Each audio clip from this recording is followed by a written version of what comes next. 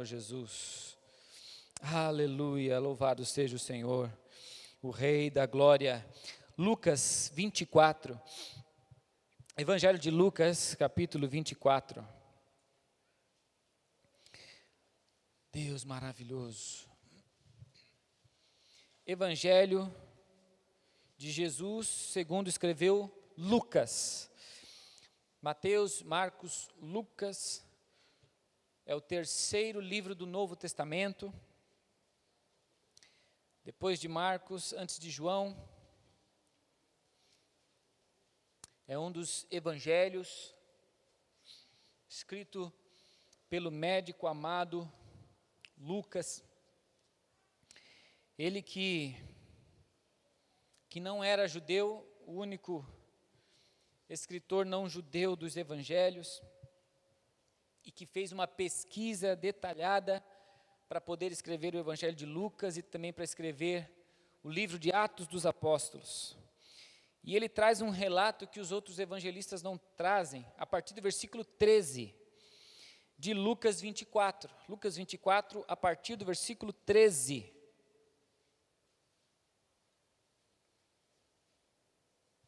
Nós vamos fazer uma leitura um pouquinho extensa, mas vale a pena, porque é uma leitura muito rica, muito cheia de detalhes. E quando terminarmos a leitura, se você quiser, você inclusive pode manter a Bíblia aberta, porque eu estarei citando novamente alguns trechos que a gente vai ler. Versículo 13 em diante de Lucas 24, quem encontrou, diga amém. Naquele mesmo dia, 2 deles estavam indo para um povoado chamado Emaús, a 11 quilômetros de Jerusalém. No caminho, conversavam a respeito de tudo o que havia acontecido. Enquanto conversavam e discutiam, o próprio Jesus se aproximou e começou a caminhar com eles, mas os olhos deles foram impedidos de reconhecê-lo. Ele lhes perguntou sobre o que vocês estão discutindo, ele lhes perguntou, sobre o que vocês estão discutindo? Eles pararam com os rostos entristecidos. Um deles, chamado Cleopas, perguntou-lhe, você é o único peregrino em Jerusalém que não sabe das coisas que ali aconteceram nesses dias? Versículo 19, que coisas? Perguntou ele. O que aconteceu com Jesus de Nazaré? Responderam eles. Ele era um profeta, poderoso em palavras e em obras diante de Deus e de todo o povo. Os chefes dos sacerdotes e as nossas autoridades o entregaram para ser condenado à morte e o crucificaram. E nós esperávamos que era ele que ia trazer a redenção a Israel. E hoje é o 3º dia, desde que tudo isso aconteceu. Versículo 22, algumas das mulheres entre nós nos deram um susto hoje. Foram de manhã bem cedo ao sepulcro e não acharam o corpo dele. Voltaram e nos contaram que tinham tido uma visão de anjos que disseram que ele estava vivo. Alguns dos nossos companheiros foram ao sepulcro e encontraram tudo exatamente como as mulheres tinham dito, mas não o viram. Ele lhes disse, como vocês custam a entender e como demoram a crer em tudo que os profetas falaram. Não devia o Cristo sofrer estas coisas para entrar na sua glória? E começando por Moisés, olha o versículo 27, e começando por Moisés e todos os profetas, explicou-lhes o que constava a respeito dele em todas as Escrituras. Ao se aproximarem do povoado para o qual estavam indo, Jesus fez como quem ia mais adiante, mas eles insistiram muito com ele, fique conosco, pois a noite já vem. O dia já está quase findando. Então, ele entrou para ficar com eles. Quando estava à mesa com eles, tomou o pão, deu graças, partiu-o e o deu a eles.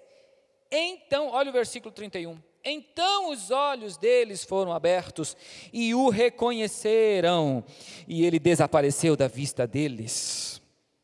Perguntaram-se um ao outro, não estavam ardendo os nossos corações dentro de nós, enquanto ele nos falava no caminho e nos expunha as Escrituras?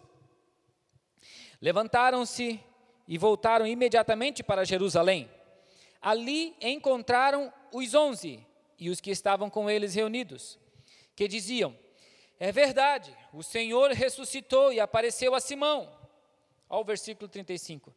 Então os dois contaram o que tinha acontecido no caminho e como Jesus fora reconhecido por eles quando partia o pão. Quantos podem glorificar a Deus pela palavra do Senhor?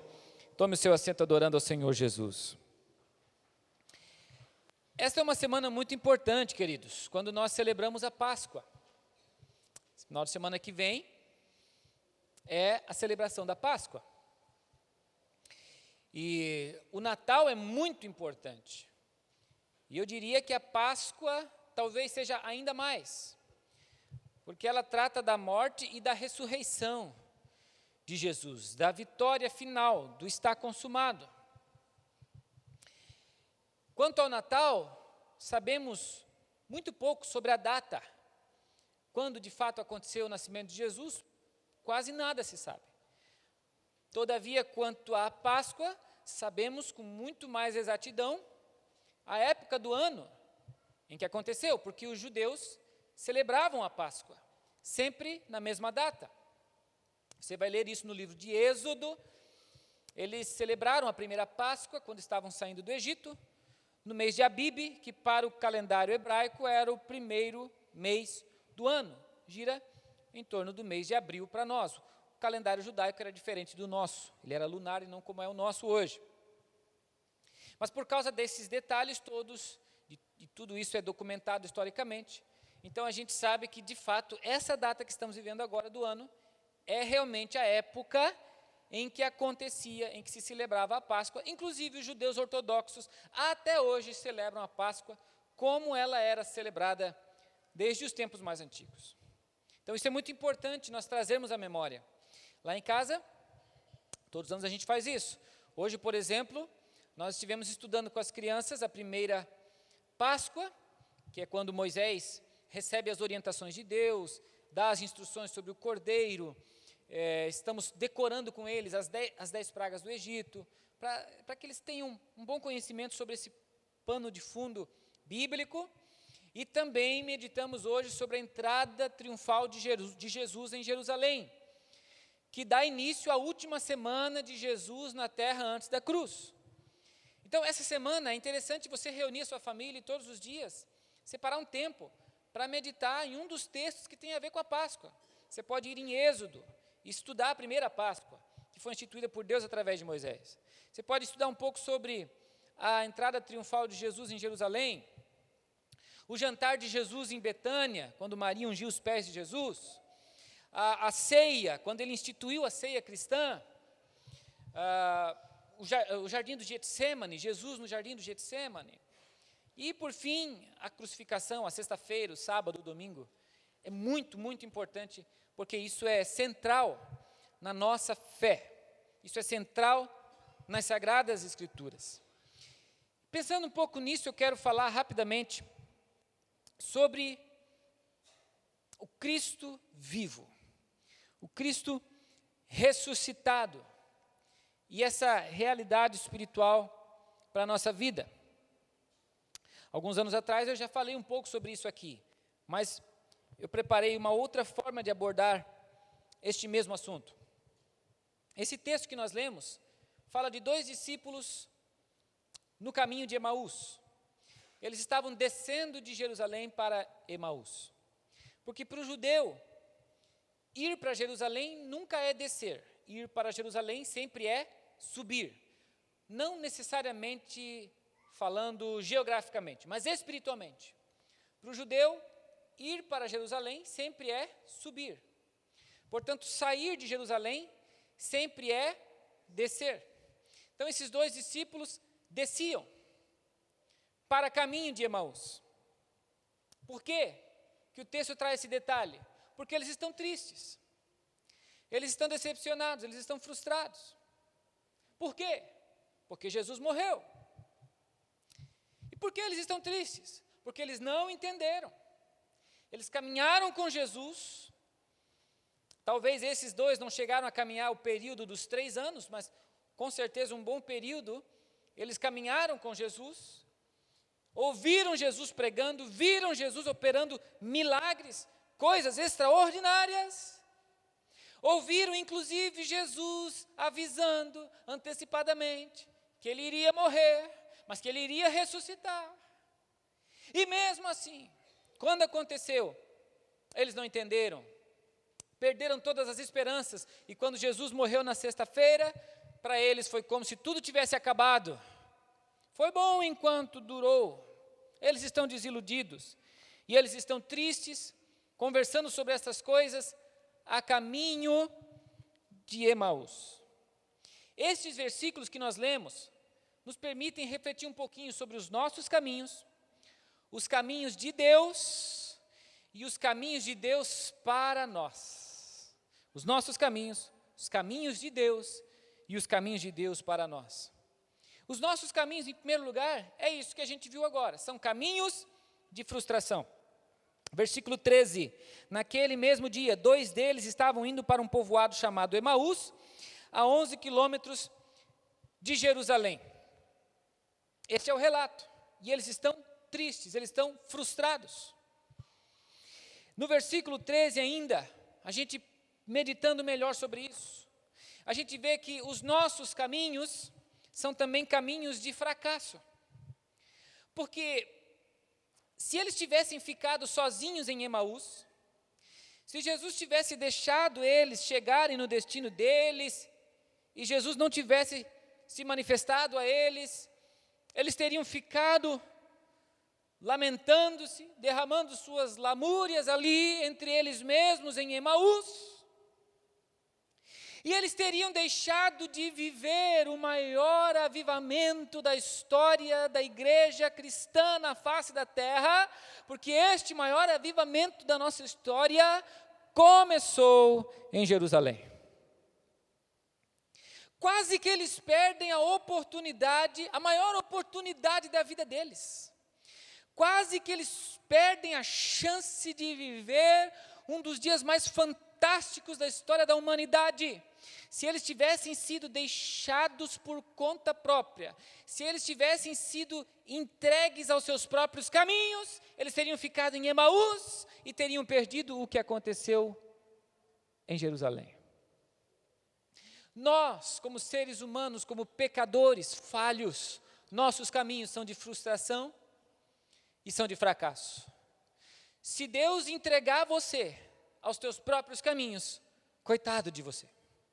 Se Deus me entregar aos meus próprios caminhos, coitado de mim.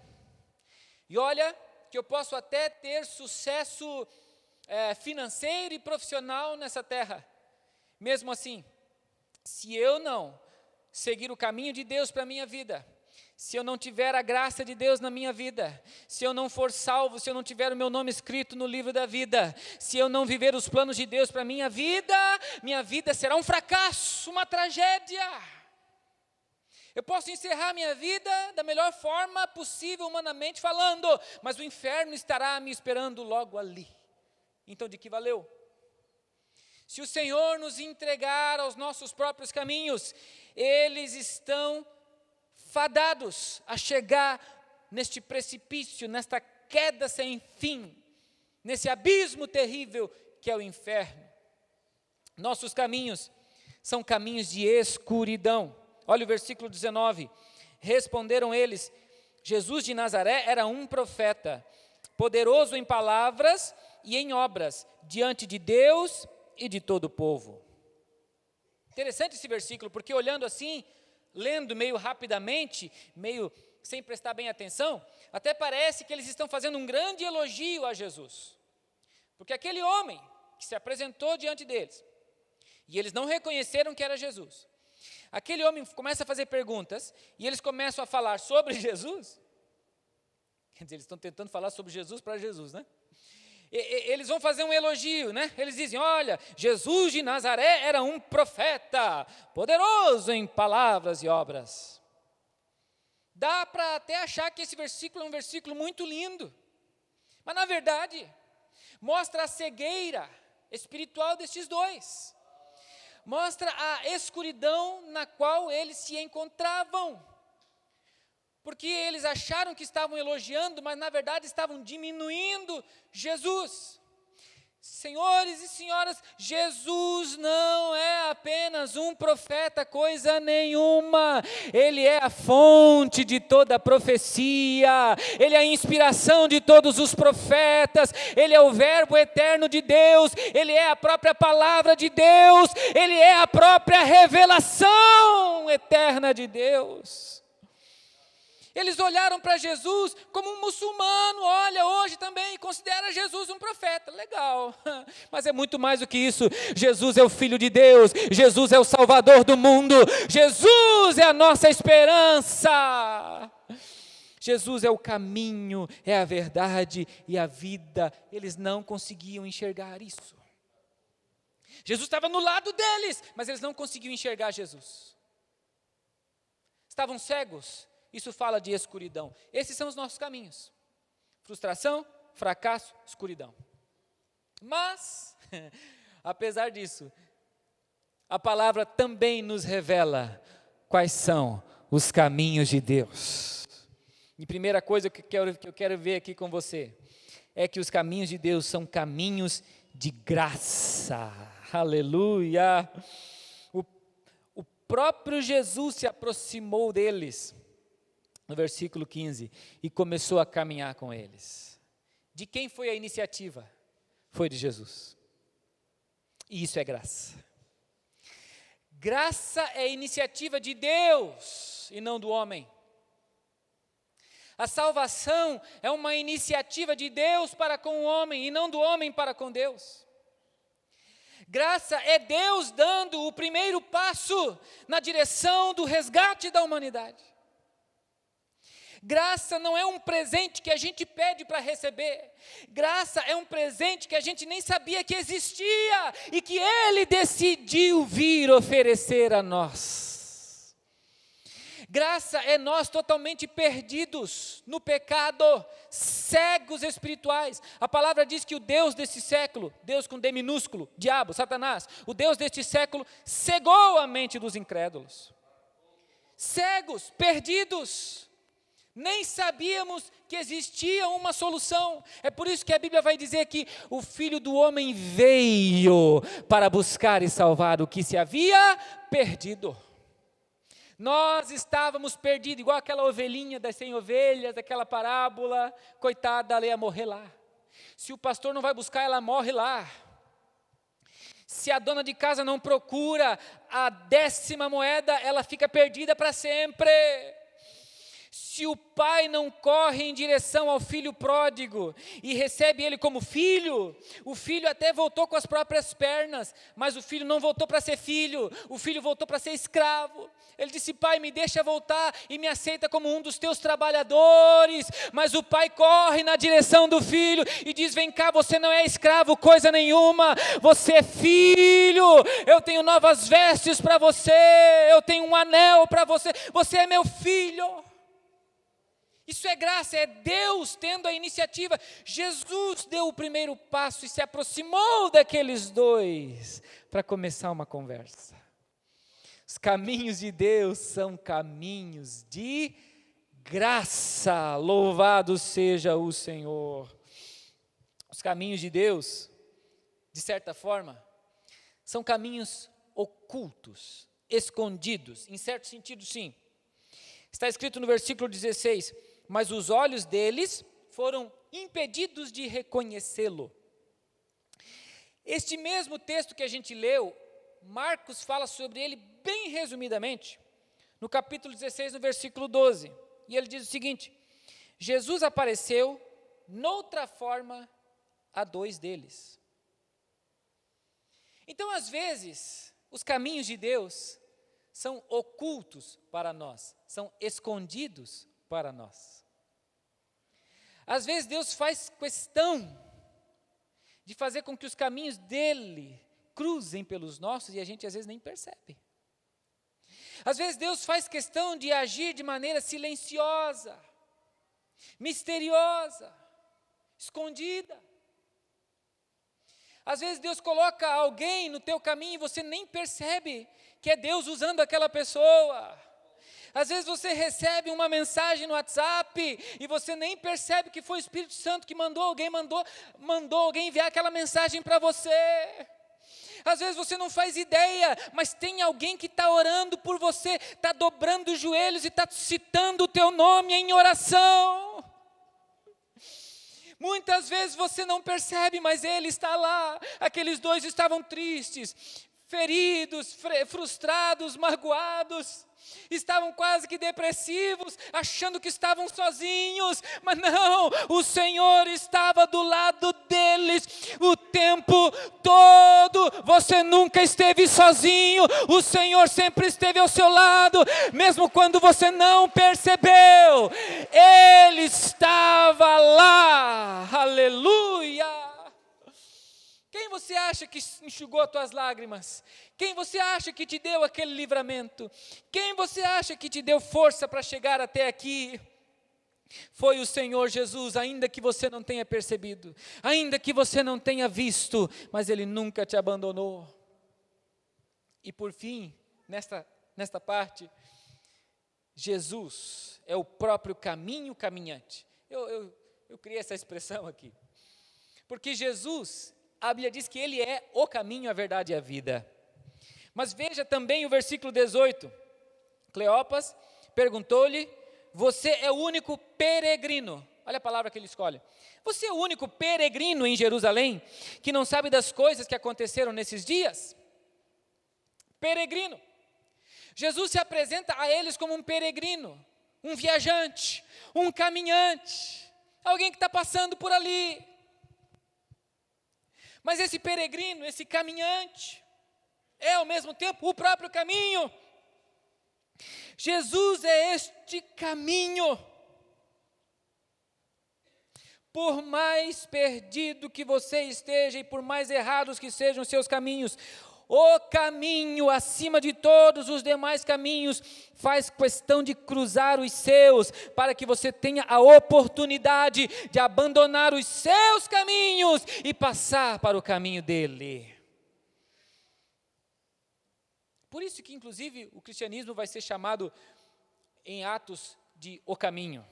Os discípulos eram chamados aqueles do caminho, porque a vida espiritual não é estática, não é congelada, não é parada, não é litúrgica, não é restrita a um domingo à noite. A vida espiritual, ela é dinâmica, é uma caminhada, ela vai acontecendo, ela vai se desenvolvendo, você vai crescendo em Deus, você vai amadurecendo em Deus, você vai seguindo os passos do Senhor Jesus. O nosso Salvador é o próprio caminho e ao mesmo tempo Ele é um caminhante que está ao nosso lado. E essa talvez seja um dos pontos mais importantes para a gente refletir na Páscoa. Páscoa é você entender que o Senhor Jesus está ao seu lado e quer guiar os teus passos, quer conduzir a sua história. Ele está vivo e reina para sempre e quer te conduzir a um destino eterno de glória celestial.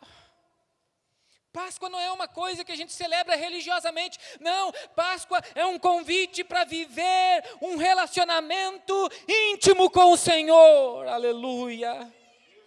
Quais são os caminhos de Deus para nós então? Em primeiro lugar, são caminhos de livre-arbítrio, de liberdade.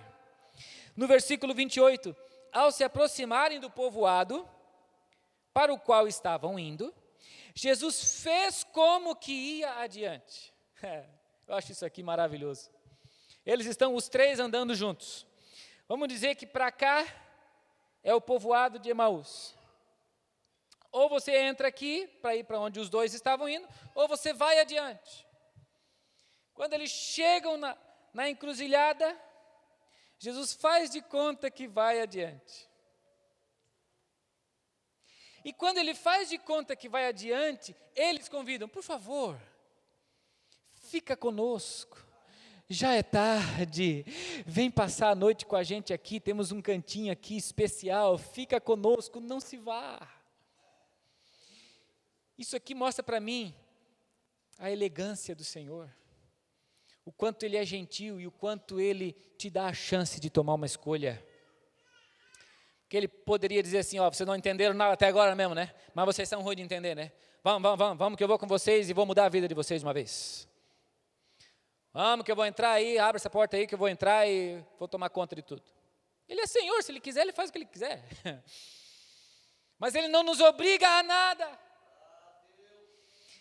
Ele não força ninguém. Ele cativa o nosso coração. Ele fala de um jeito que o nosso coração arde.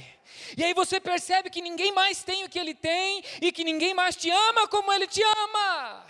Só que aí você vai escolher se você quer esse amor ou se você quer continuar vivendo a tua vida sem Ele, do teu jeito. Qual é a tua escolha?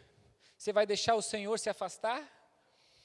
Ou você vai dizer, por favor, Senhor, eu não posso viver sem a tua presença. Entra na minha casa, entra na minha vida. Mora em mim, habita em mim. Isso aqui é livre-arbítrio. A salvação não é obrigatória para ninguém. Deus colocou uma árvore no jardim do Éden e não obrigou Adão e Eva nem a comerem, nem a não comerem.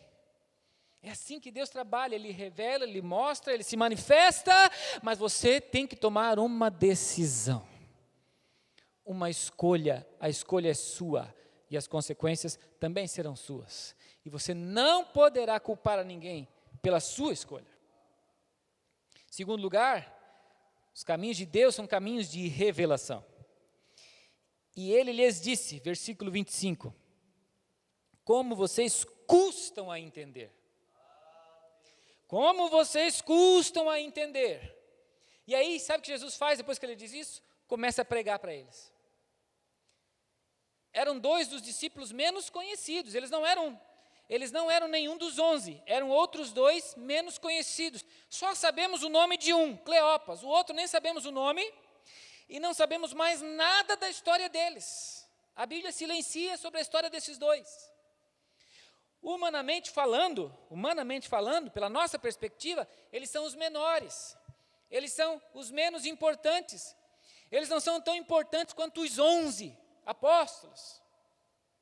Só que apesar de eles serem, entre aspas, os menores, os menos importantes, Jesus aqui, Ele vai dedicar uma atenção toda especial só para esses 2, e Ele vai começar a pregar para eles o maior sermão que se pode imaginar, porque o texto nos disse que Jesus falou tudo que está escrito em Moisés e nos profetas a respeito de Jesus.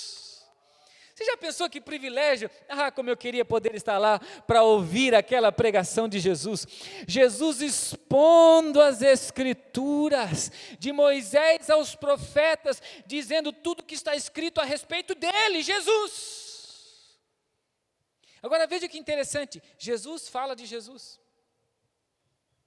Quando Jesus prega, Ele prega sobre Jesus. Quando Jesus expõe as Escrituras, Ele mostra que as Escrituras apontam para Ele mesmo. E tem muito pregador evangélico hoje que prega sobre tudo menos Jesus.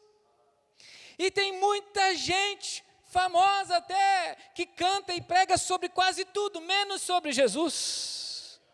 Ainda hoje de manhã na escola dominical o professor contou, irmãos, eu fui com meu filho numa congregação e ele convidou o professor de filosofia dele. O professor de filosofia não gosta muito de igreja, mas ele resolveu ir. Ficamos felizes porque ele foi. E quase no final da mensagem o professor de filosofia levantou a mão. Eu e meu filho já pensamos, será que ele vai aceitar Jesus? Aí ele falou assim para o pregador, dá para falar um pouquinho de Jesus aí?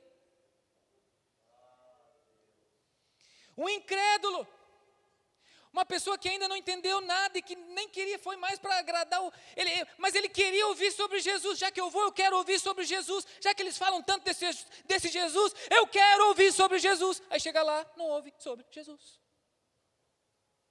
Porque muitos dos nossos púlpitos têm sido tomados de assalto pelo ser humano.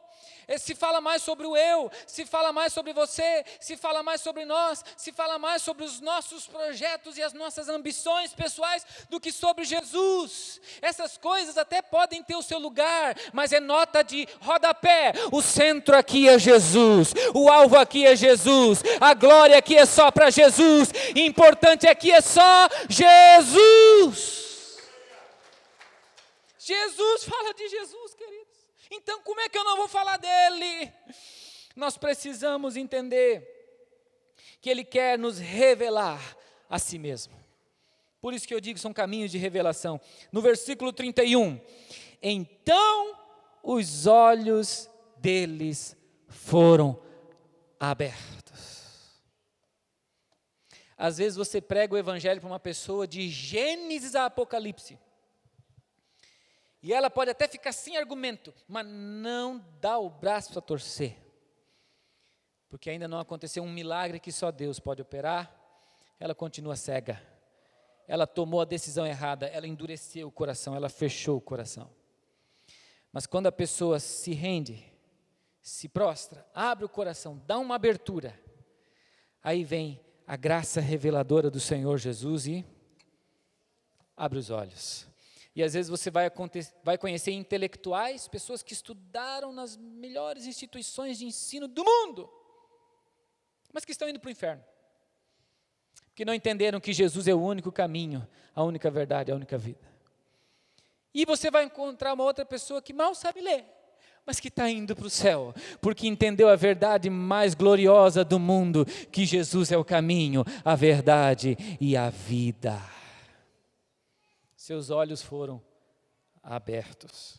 E para encerrar, os caminhos de Deus para nós são caminhos que nos conduzem à comunhão e à missão. Comunhão e missão. Versículo 33 ao 35. Levantaram-se e voltaram imediatamente para Jerusalém. Voltaram para onde? Jerusalém. Eles tinham descido para Emaús. Depois que Jesus se manifesta, se revela, abre os olhos deles, eles sobem outra vez para Jerusalém. Ali encontraram os 11 e outros que estavam ali reunidos. E eles diziam: é verdade, o Senhor ressuscitou e apareceu a Simão. Então estes dois contaram o que tinha acontecido no caminho e como Jesus fora reconhecido por eles no partir do pão. Ele sentiu o coração ardendo enquanto Jesus falava, pregava as Escrituras, mas ainda não conseguiu enxergar que era Jesus. Quando Jesus parte o pão, os olhos deles se abrem e eles... Era Jesus esse tempo todo, e Jesus desaparece. Só que depois que Jesus desaparece, eles imediatamente, o texto diz imediatamente, e já era de noite. O judeu não pode andar esse horário da noite. É proibido pela lei, mas agora eles já estão numa nova dimensão, agora eles já estão na dimensão da graça. E eles vão correndo para Jerusalém. Para quê? Para encontrar a igreja. Para encontrar os outros discípulos, para encontrar os 11, os apóstolos. Deus não quer que você seja uma ilha isolada. Vida cristã não é vida de isolamento. De você ser crente em casa e cultuar em casa e servir a ceia para si mesmo em casa. Isso não existe. Isso é antibíblico. Igreja caminha como corpo. Igreja caminha na face da terra como família. Nós precisamos da comunhão, nós precisamos uns dos outros. Eles estavam sozinhos, eles estavam se isolando, eles estavam se afastando, mas quando entenderam, quando os olhos se abriram, a primeira coisa que fizeram foi voltar para a comunhão, aleluia. Não abandone a comunhão, o melhor lugar do mundo que tem é este aqui, ó. Eu fico às vezes assustado com um crente que troca culto por qualquer coisa. Eu sei que às vezes tem situações de força maior, mas tem crente que troca o culto por qualquer coisa. Tudo é uma desculpa para ele faltar o culto. Alguma coisa você não entendeu, ainda falta aí uma visão espiritual para ser aberta. Nós somos igreja, nós somos exército do Senhor, nós somos corpo do Senhor, nós somos o povo de Deus, somos um só. Precisamos da comunhão, precisamos uns dos outros. Foi no partir do pão que os olhos se abriram. E mais, quando eles se reúnem com os discípulos, que eles voltam para a comunhão, eles testemunham. Eles começam a contar, a falar o que aconteceu com eles, a experiência que eles tinham tido com Deus. Eles começam a pregar, eles começam a testemunhar, eles começam a cumprir a sua missão. Vamos ficar de pé na presença do Senhor?